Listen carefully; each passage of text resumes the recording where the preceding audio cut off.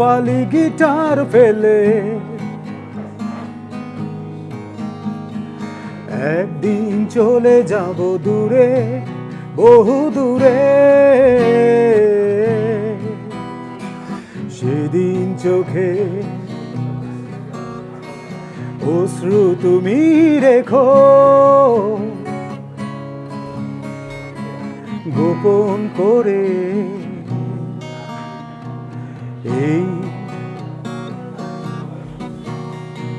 রূপালি guitar ফেলে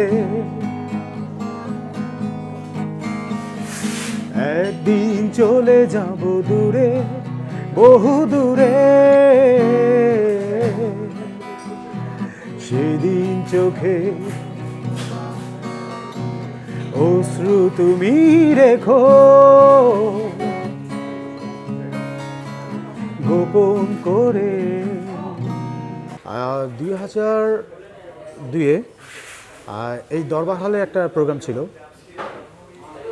তো সেইখানে তখন আমি সেশন গিটার বাজাই, আমি তখন নোভাতে বাজাই, আর এমনি অন্যান্য আর্টিস্টদের সাথেও সেশন গিটার বাজাই। তো সেখানে আমি রেগুলার বাজাচ্ছিলাম। তো সেই দিন আমি ফার্স্ট বসকে দেখি। ওটা একটা সেলিব্রিটি একজনের একটা রিসেপশনের প্রোগ্রাম ছিল। তো ওখানে বস আসছিলেন, ওখানে বসের সাথে আমার প্রথম দেখা। ওনার ভক্ত আমি হই যখন এলআরবির প্রথম ডাবল অ্যালবামটা রিলিজ হয়। তখন আমাদের এলাকায় উনি আসছিলেন কনসার্ট করতে। তা আমি তখন ওনাকে চিনি না। তা আমি যখন দেখলাম যে একজন গিটারিস্ট অনর্গল ঘন্টার পর ঘন্টা গিটার বাজিয়ে গান গেয়ে যাচ্ছেন, তো তখন আমাকে খুব ব্যাপারটা খুব টাচ করে যে গিটার বাজিয়ে গান গাওয়া যায়। কারণ ওই 90s সময় আসলে গিটার বাজিয়ে গান গাওয়ার মতন শিল্পী বাংলাদেশে খুব কমই ছিল। সো ফার্স্ট টাইম আমি বসকে দেখার পর থেকে আমার ডিসিশন হয় যে আমার কাছে একজনই লেজেন্ডদের মধ্যে লেজেন্ড থাকে না, একটা পিওর একটা জায়গা থাকে না, একটা ভক্তির একটা জায়গা থাকে, যেটা আমি তখন থেকে ওনাকে আমি গুরু মানি, তখন থেকে ওনাকে আমি সবার থেকে আলাদা ভাবি। এবং এটা ছিল আমার ফার্স্ট লাইফে যখন স্টেজ প্রোগ্রাম করি, তখনই এই গানটা দিয়েই আমার মিউজিক শুরু হয় আর কি।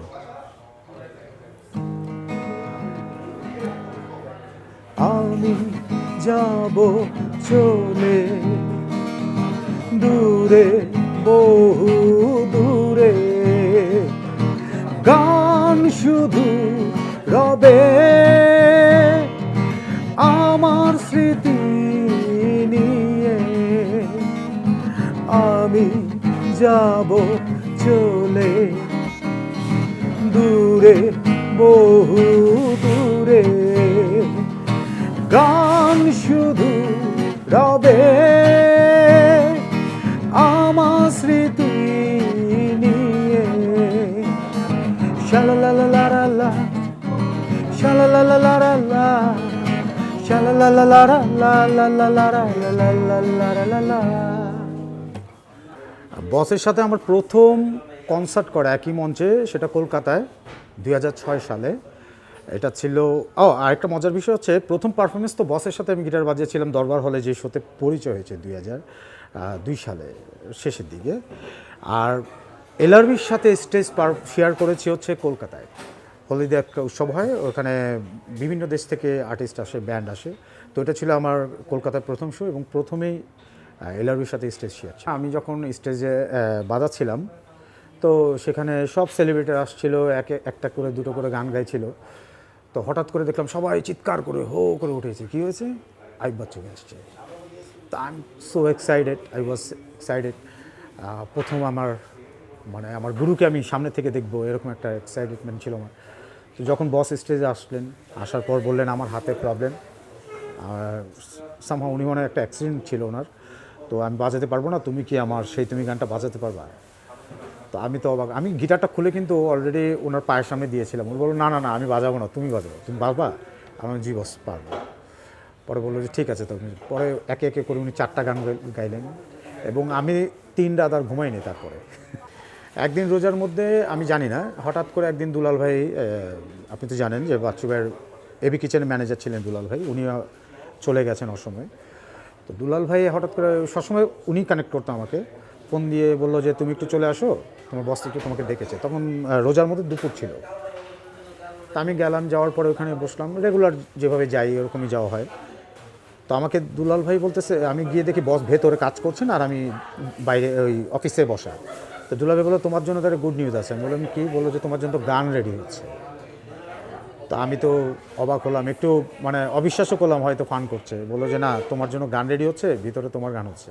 তো একটু পরে বস আসলেন, এসে বলে বিজয় তোর গান রেডি আছে, তুই গিয়ে একটু ভয়েসটা দিয়ে দে। তো গান কিন্তু আমি শুনিনি, যে গিয়ে ভয়েস দেওয়া হলো, গান হয়ে গেল। অনুভবের মিক্সড অ্যালবাম, ওনার লাস্ট মিক্সড অ্যালবাম ওটাই ছিল, সেখানে দুটো গান গাওয়া হলো আমার। এটা জীবনের সবচেয়ে বড় প্রাপ্তি। এবং আমার সবচেয়ে বড় প্রাপ্তির আরেকটা বড় বিষয়, আমি যে একজন শিল্পী হতে যাচ্ছি, এটার সবচেয়ে বড় ব্যাপার ছিল, ওইটাই ছিল আমার প্রথম সম্মানী পাওয়া একটা অ্যালবামে গান গাওয়া। এবং বস আমাকে যে পেমেন্টটা করেছিলেন, এই পেমেন্টটা এখনও আমি কারো কাছে পাইনি। খাবার অনেক সময় এবি কিচেনেও রান্না হতো, অনেক সময় লাস্টের বার যেটা হয়েছিল সেটা হচ্ছে এফডিসি থেকে খাবারটা আনা হয়েছিল এবং সবাই সাজেস্ট করেছিল বস আমরা এবার ভাত আইটেমটা খাবো। তো সেখানে ভর্তা, এফডিসির অনেক ধরনের আইটেম ছিল, আমরা মজা করেছি, অনেকেই কেক নিয়ে আসছে, আমরাও কেক নিয়ে গেছি। এবং বসের যেই কথাটা সবচেয়ে বেশি আমার মনে পড়ে লাস্টে, সেটা হচ্ছে আমার এই জায়গায় হাতটা দিয়ে বলল বিজয় আসিস। তো তখন তো আমরা বুঝতে পেরেছিলাম যে বস অনেকটাই অসুস্থ। তো সেই কথাটা আমার খুব বেশি মানে টাচ করে আমাকে।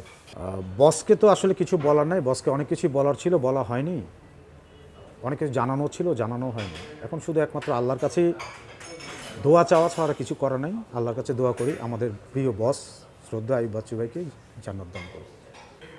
আমি আমাদের পরের প্রজন্মকে জাস্ট একটা জিনিস আমি জানাতে চাই, যারা হয়তো আমাদের প্রিয় আইয়ুব বাচ্চু ভাই চলে গেছেন, 7 বছর হতে চলল, অলমোস্ট হয়ে গেছে 7 বছর। তো উনি তো শুরু করেছেন অনেক আগের থেকে, অনেকগুলো জেনারেশনকে উনি টাচ করেছে। তো চলে যাওয়ার পরে তো একটা জেনারেশন তৈরি হয়েছে, যারা হয়তো অনেক কিছু জানে না, অনেক কিছু শোনে নাই, অনেক লেজেন্ডের গানই শোনে নাই। আমি বলবো তাদেরকে, যদি কেউ মিউজিশিয়ান হতে চায়, অ্যাটলিস্ট গিটারিস্ট হতে চায়, যদি মনোযোগ দিয়ে আইয়ুব বাচ্চু ভাইয়ের 20টা গান তুলতে পারে, সে অটোমেটিক্যালি গিটারিস্ট হয়ে যাবে। এবং কেউ যদি গায়ক হতে চায়, তিনি যদি বাচ্চু ভাইয়ের বিভিন্ন অ্যালবাম থেকে 20টা গান তুলে, 20টা অ্যালবাম থেকে 20টা গান তুলে পছন্দ মতন, সেগুলো যদি চর্চা করে, ভয়েসে তুলে, সে ভালো সিঙ্গার হয়ে যায়।